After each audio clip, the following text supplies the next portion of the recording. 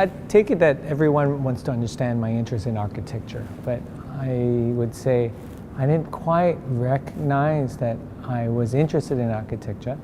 I started between my brother and I have an older brother.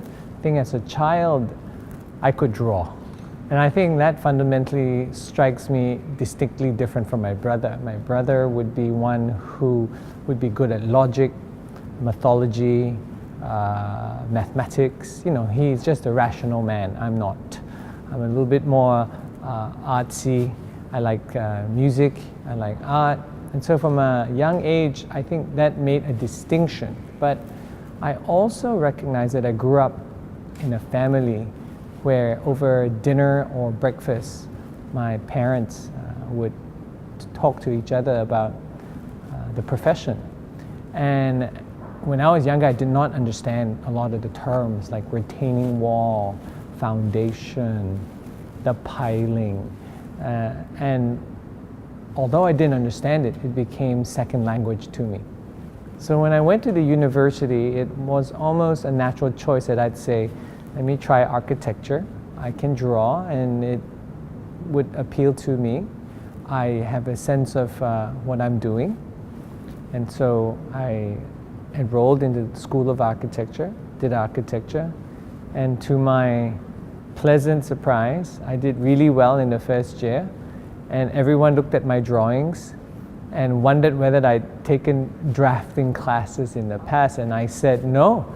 I just grew up seeing how drawings were drawn, and I was just mimicking or emulating those drawings that I saw.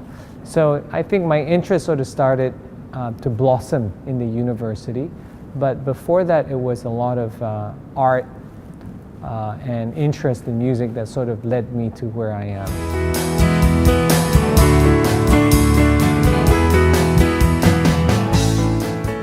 I think there are two parts to the challenge. One challenge is actually a practice challenge.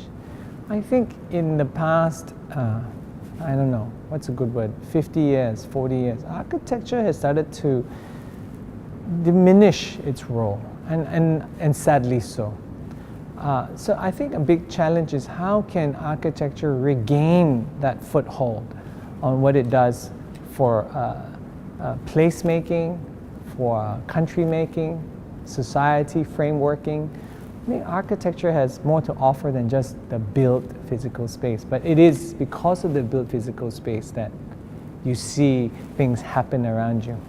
And I think we've lost a lot of foothold. So that's one challenge. The other challenge in the profession is, I think not many people just off the cuff would sort of appreciate what it is.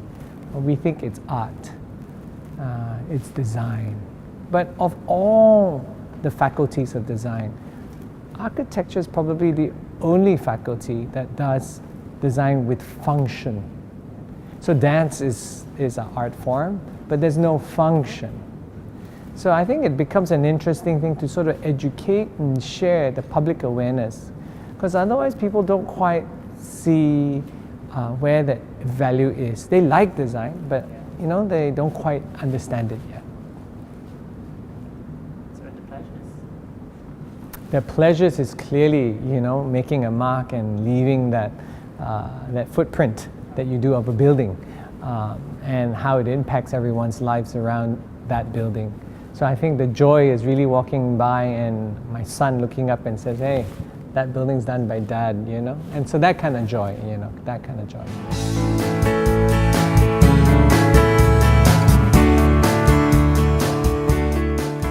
You know, the internet has compressed the world.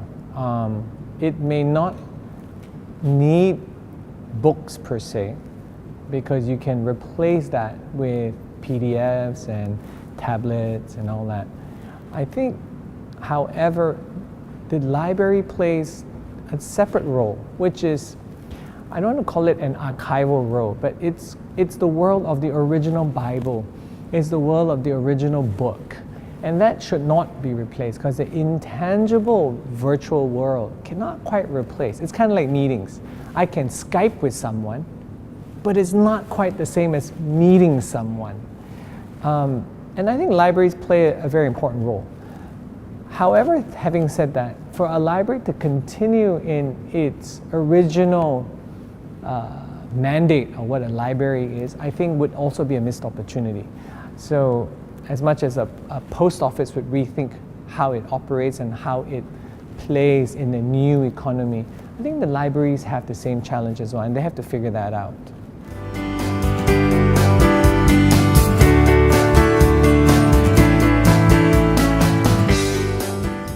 I think architecture is quite a long drawn education process. So if the question is for the young who are interested in this profession per se, I think the most important thing is tenacity, to hang in there and finish that. But also at a very early start, recognize what about architecture do you excel in? Because the word architecture is very broad. So in the old days, in the centuries before us, we used to call it the Renaissance man. The man that knows a little bit of architecture, a little bit of planning, a little bit of art, a little bit of music, a little bit of harmony, he knows mathematics, you know. So we have two brains, the left and the right. One's the logical brain and one's the aesthetic brain. And architecture sits right on the cusp between the two. But some of us are a little bit more predominant on one side than the other. And I think to understand that early would be very helpful. But above it all, the tenacity to hold through and be true to that belief that you are going to be that next amazing difference in the architectural world. Thank you very much. Thank you very much.